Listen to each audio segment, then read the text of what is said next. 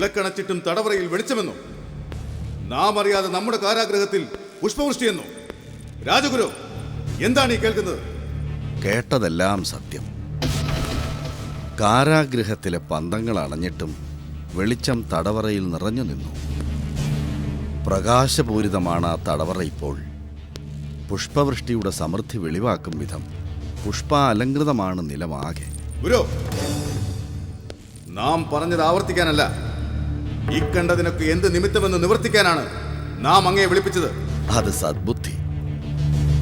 ദേവർഷി അങ്ങയോട് സൂചിപ്പിച്ചിരുന്നല്ലോ, അഷ്ടമസുതൻ വിഷ്ണുവിൻ്റെ അവതാരമാണെന്ന്. ആ ദേവാവതാരം ദേവകീ ഗർഭത്തിൽ സംഭവിച്ചിരിക്കണം.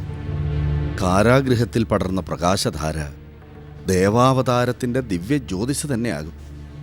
പുഷ്പവൃഷ്ടികൾ നിർവഹിച്ചത് ദേവഗണങ്ങളായിരിക്കും. നാം ചെന്ന് കണ്ടിരുന്നു.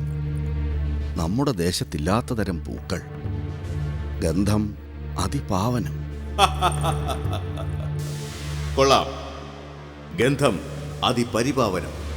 ഗുരു, ആ ദേവസുമങ്ങൾക്ക് മീതെ ഒരു ചോരപ്പാട് വീണാലോ? പവിത്ര ഗന്ധത്തിന് മീതെ ചോരമണം നിറഞ്ഞാലോ? അങ്ങെന്താണ് ഉദ്ദേശിക്കുന്നത്? വധം, ദേവകിയുടെ ശിരച്ഛേദം, ഗർഭത്തിലെ വധിക്കുക നമ്മുടെ അന്തകനെ. എങ്ങനെയുണ്ട് നമ്മുടെ ആശയം? മഹാ അപരാധം. ഗർഭിണീ വധത്തിന് അങ്ങൊരുങ്ങുകയോ? പിന്നെന്ത് ചെയ്യണം? സാമാദ്യുപായങ്ങൾക്ക് ഈ വേളയിൽ എന്ത് പ്രസക്തി? അനർത്ഥ നിവർത്തിക്ക് സത്വരവധം, അതുതന്നെയല്ലേ ഗുരു ആശ്രയം? അധമനായ ഒരു മനുഷ്യനായി മാത്രം അങ്ങയ്ക്ക് ശിഷ്ടകാലം ജീവിച്ചാൽ മതിയെങ്കിൽ അതായിക്കോളൂ. അതല്ല, വീരനായൊരു രാജനായി വിരാജിക്കണമെങ്കിൽ ഗർഭിണീവധത്തിൽ നിന്നും പിന്തിരിയുക. സ്ത്രീവധം അത് തന്നെ മഹാപാപം. അവൾ ഗർഭം ധരിച്ചവളാകുമ്പോഴോ അതിപാപം. അത് ചെയ്താൽ ഫലം എന്തെന്നറിയില്ലേ അങ്ങയ്ക്ക്? ശ്രേയസ്, ഐശ്വര്യം, ആയുസ് ഇവകളുടെ തൽക്ഷണ വിനാശം. അതില്ലെങ്കിൽ വീരത്വ പദവിക്ക് അനന്തരം അങ്ങയ്ക്ക് എന്തവകാശം? മഹാരാജൻ, ജനിക്കാത്ത ശിശുവിനെ നിഹനിക്കാനൊരുങ്ങാതെ അവൻ്റെ ജന്മം വരെ അതിനിന്ദ്യമായ കർമ്മങ്ങൾക്കൊരുങ്ങാതിരിക്കുക, അതാണ് ഉചിതം. അങ്ങയ്ക്ക് അഭികാമ്യവും. നാം വിടകൊള്ളട്ടെ.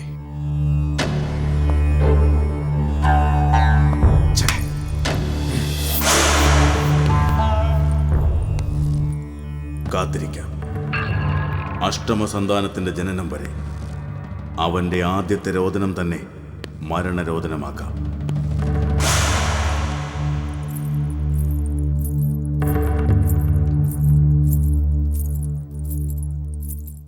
പ്രഭോ, ശയ്യാകാലം അതിക്രമിച്ചിരിക്കുന്നു. ഇല്ല, ദേവി ശയ്യാഗൃഹത്തിലേക്ക് ചെന്നോളൂ. നമുക്കിന്ന് നിദ്രയില്ല. ശരി പ്രഭോ.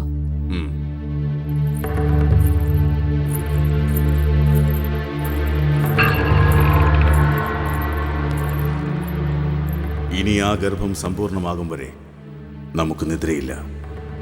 അതിനുശേഷം സുഖനിദ്ര.